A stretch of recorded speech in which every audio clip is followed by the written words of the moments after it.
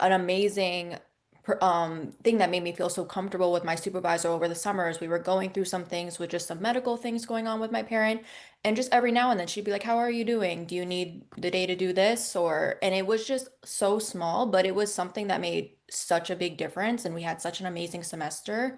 And I think that's something like that humanity aspect of the supervision. And I experienced that all through. I had some amazing supervisors so far, and I experienced that a lot. But I think that's also something that's big and we forget about, but it's Yeah. great.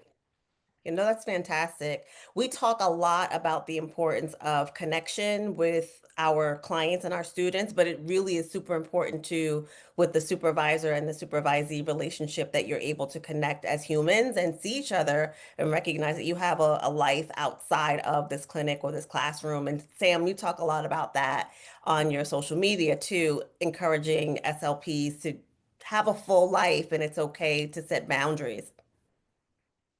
Yeah, and I also think too, when we're talking about supervisors and students, it's important to talk about the state of speech pathology right now and our caseloads and how crazy just life is in general. So I know we're talking a lot about, positive and negatives from the student aspect, but we also have to give it up to the supervisors who actually do the supervising because it's a lot of work. And most of the time it's after a full-time job already.